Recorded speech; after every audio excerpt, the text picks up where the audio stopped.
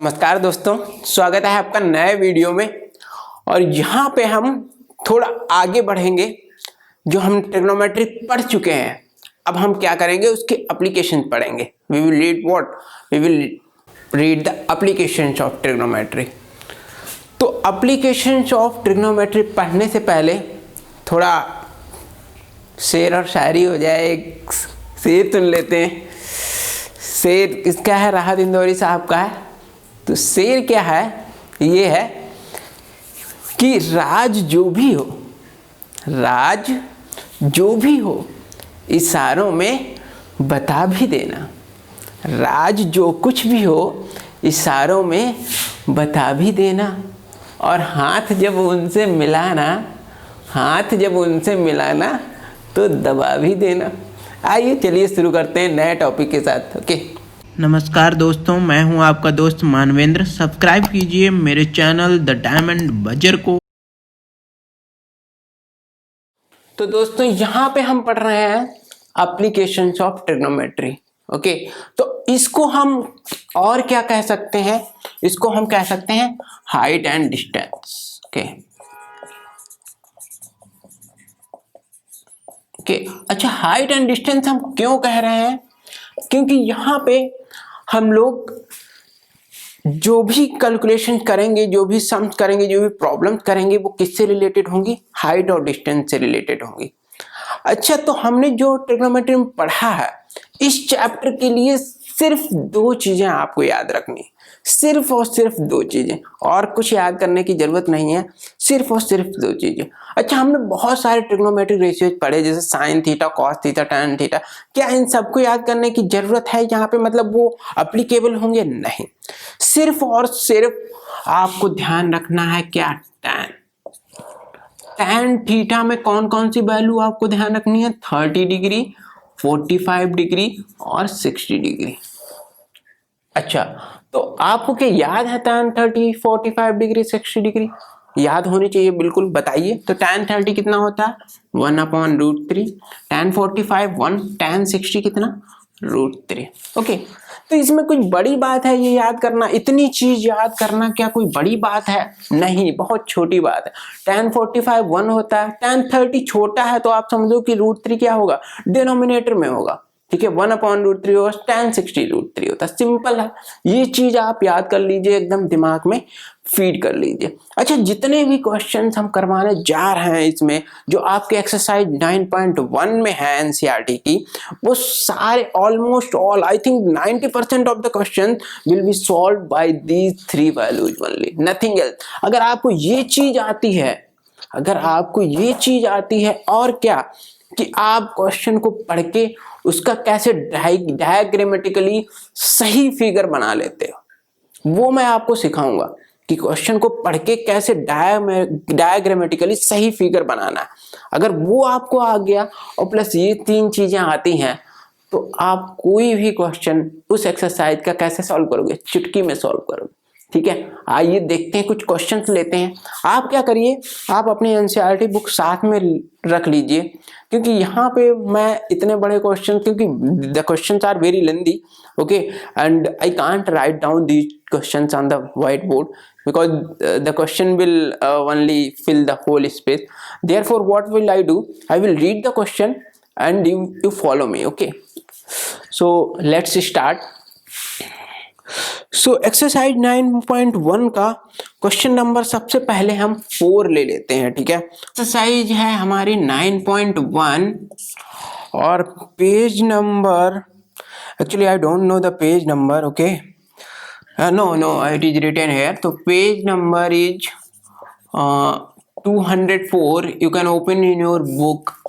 Okay, and question number is 4. ठीक है, हम पढ़ते हैं क्या कह रहा है क्वेश्चन। क्वेश्चन कह रहा है कि the angle of elevation of a top of a tower from a point on the ground which is 30 meter away from the foot of the tower is 30 degree. Find the height of the tower.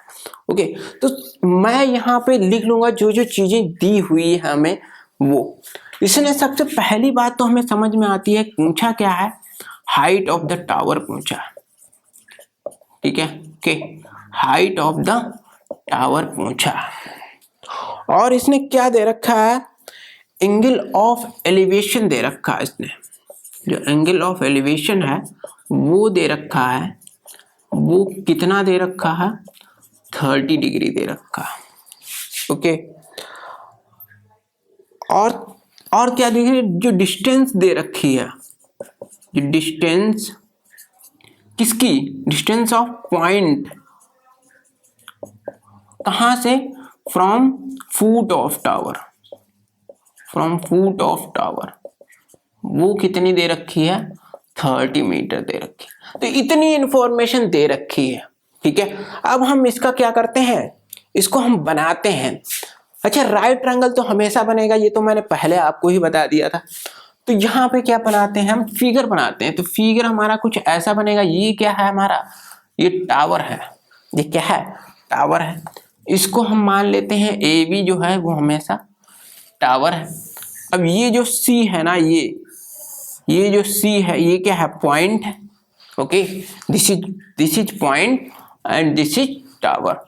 अब कह रहा है कि जो ये foot, जो distance of a point from foot of a tower, ये चीज कितनी है, ये 30 मीटर, ये चीज 30 मीटर दे रखी है। और ये जो एंगल ऑफ एलिवेशन है ये 30 डिग्री। ए भी पूछा है, क्या पूछा है, हाइट ऑफ द टावर उसने पूछा है। तो सिंपल है, अगर ये थीटा है तो इसके सामने वाली साइड क्या होगी, परपेंडिकुलर होगी, ये बेस होगी। तो यानी कि दो चीजें यहाँ पे है, कौन सी, परपेंडिकुलर और बेस। परपेंडिकुलर पूछा है, बेस दिया हुआ, परपेंडिकुलर अपॉन बेस होता किसका फॉर्मूला, tan थीटा का। सिंपल है, ठीक है। तो हम यहाँ पे कैसे सॉल्व कैसे करेंगे, आपको अप्रोच पता होनी चाहिए। आपको क्वेश्चन पढ़ना है, गिवन इंफॉर्मेशन लिखनी है, तुरंत फिगर बनाना है आपको। फिर आपको क्या करना है, आपको लिखना है इन ट्रायंगल ABC।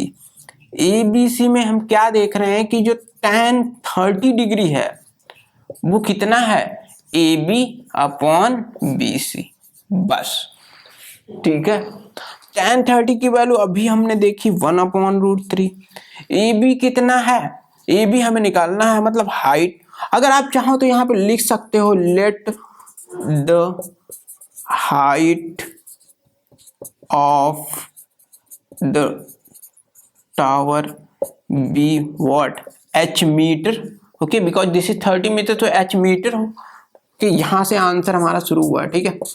तो ये h है, ये 30 है, तो आप क्या कर दो, क्रॉस मल्टीप्लाई कर दो। तो अगर क्रॉस मल्टीप्लाई करोगे तो 30 अपॉन क्या हो जाएगा, √3 हो जाएगा।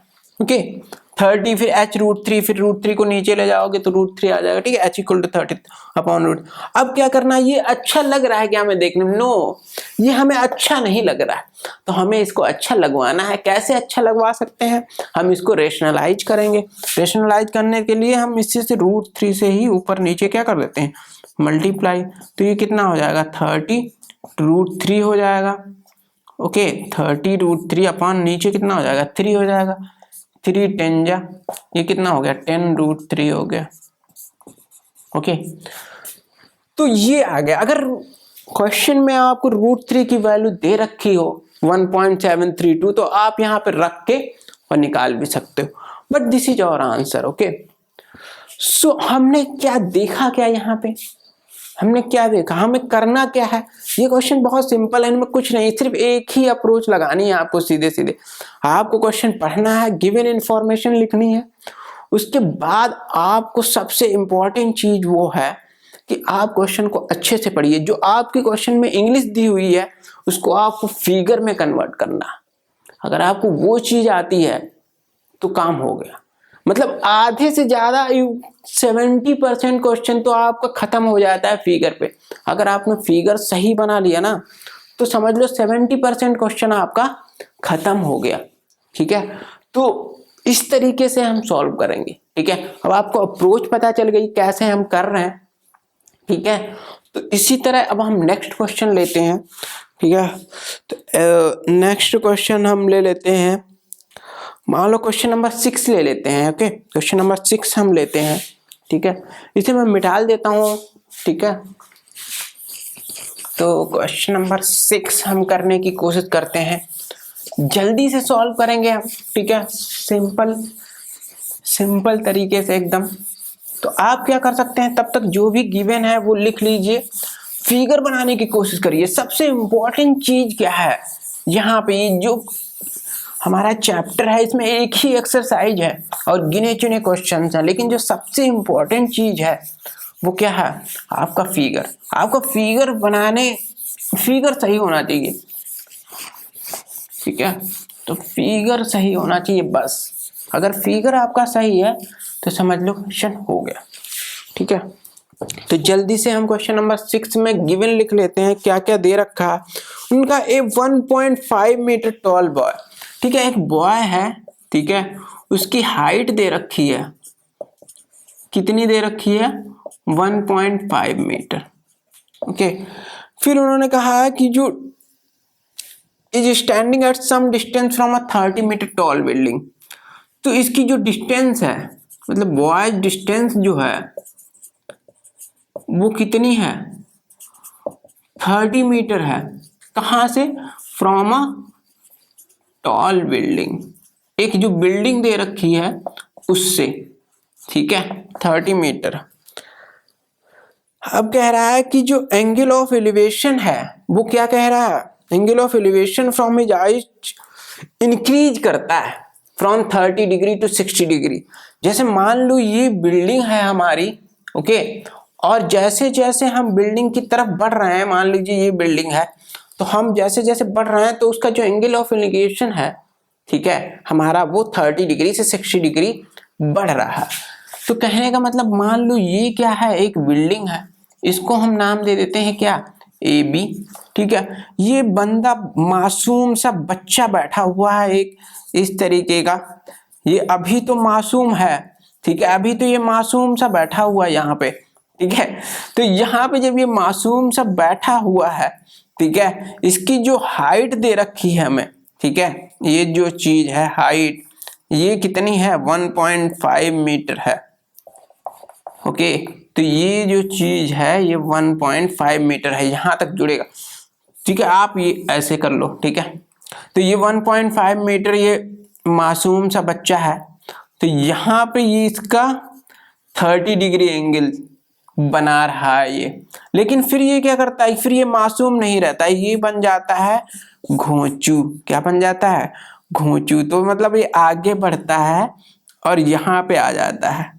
तो जब यहाँ पे आ जाता है तो ये मासूम नहीं रहता है, ओके। तो ये मासूम नहीं रहता है, ये क्या बन जाता है, घोंचू बन जाता है। और इसका जो एंगल ऑफ एलिवेशन है वो कितना हो जाता है, 60 डिग्री, ओके। तो this is what, this is 90 degree, okay. तो अब हमें समझ में आता है यहाँ से, बिल्कुल आप सब पूरा नाम लिख दो सब, ठीक है, जो भी लेटर आपको समझ में आ रहा है, ए बी ले लिया, ये सी ले लो, ये डी ले लो, ये ई ले लो, ये एफ ले लो, ये जी ले लो, ठीक है, ओके। तो ये फिगर है हमारा। अगर हमने इतना काम, अच्छा एक चीज और है कि 30 metre from a tall building, तो ये जो चीज है, पहले यहाँ पे खड़ा था ये बंदा, ठीक है, ये मासूम सा बच्चा कहाँ पे खड़ा था, वहां पे खड़ा था, ई पॉइंट पे। तो 30 मीटर की ये डिस्टेंस थी इसकी। तो अगर ये फिगर आपने बना लिया तो क्या आपने 70% क्वेश्चन सॉल्व कर लिया? जी हाँ, आपने 70% क्वेश्चन सॉल्व किया। अब आगे सॉल्व करना क्वेश्चन को बहुत ही मुश्किल बात है या बहुत आसान बात है? बहुत ही आसान बात है। आइए देखते हैं कैसे करते हैं, ठीक है। बहुत ही सिंपल है। इस हम घोंचू बच्चे को मिटा देते हैं यहाँ से, ओके, ठीक है। तो आंसर हमारा क्या हो जाएगा, इन ट्रायंगल। हम सबसे पहले एक ट्रायंगल लेना है। अच्छा, जब भी दो ट्रायंगल लेने हैं तो आपको ध्यान क्या रखना है कि हमें दो ट्रायंगल में लिखना पड़ेगा। दो ट्रायंगल मतलब दो इक्वेशन बनेंगी, दो इक्वेशन को आपस में इक्वेट करना होगा, कंपेयर करना होगा, वैल्यूज निकालनी होगी। तो वही काम हम यहाँ पे करेंगे। देखते हैं, हम पहले बड़ा वाला ट्रायंगल ले लेते हैं। इन ट्रायंगल हम ले लेते हैं कौन सा, ये कितना लिखो, AFC ले लेते हैं, ठीक है। क्या ले लेते हैं, AFC। अगर ये 30 मीटर है तो क्या ये भी 30 मीटर है? जी हाँ, बिल्कुल ये भी 30 मीटर है, ठीक है। तो AFC में हम फिर से क्या लगा देते हैं, tan 30। तो tan 30 लगाएंगे AFC में तो क्या हो जाएगा, AC अपॉन क्या, CF, AC अपॉन क्या, CF, ये चीज, ठीक है। तो tan 30 की वैल्यू 1/√3। AC कितना, AC ही है समझ लो, और CF कितना, ओके, CF कितना है, 30 मीटर है, ठीक है। तो यहां से भी कितना आ गया, 30/√3। सिमिलर जैसा पहले हमने किया था, इसको मत करो अभी, इतना ही रखो, इसको इक्वेशन नंबर 1 डाल दो, ओके, ठीक है, बात सिंपल है। अब इसी तरह हम ट्रायंगल ले लेते हैं, दूसरा छोटा वाला ट्रायंगल ले लेते हैं, ACG ले लेते हैं। इसमें हम क्या लिखेंगे, tan 60 डिग्री कितना होगा, AC अपॉन GC होगा, ओके। तो AC कितना है, AC को AC ही रखो, और GC कितना है, ठीक है, GC कितना है, अगर मान लो ये X है, अगर ये X है तो ये X हो गया, ठीक है, इसको हम X मान लेते हैं, ओके।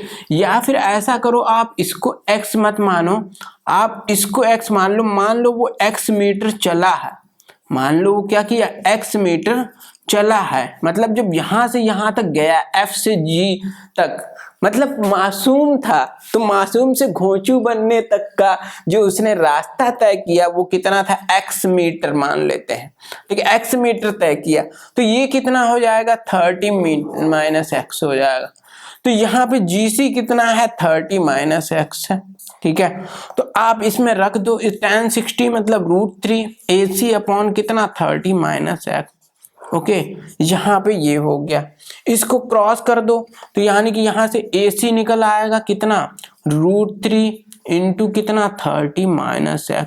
ये हमारे पास क्या आ गई, क्वेश्चन नंबर 2, ठीक है। तो हमारे पास दो इक्वेशन आ गए, एक इक्वेशन नंबर 1, एक इक्वेशन नंबर 2, दोनों में हमने क्या निकाल रखा है, AC। तो यानी कि ये जो चीज है, एक ये चीज और एक ये चीज, ये क्या दोनों आपस में बराबर हैं, जी हाँ बिल्कुल। यानी कि जी फ्रॉम 1 और 2 अब हम क्या लिखते हैं यहाँ पे, ठीक है, हम ये मिटाल देते हैं, यहाँ पे हम क्वेश्चन नंबर 10 ले लेते हैं, ठीक है।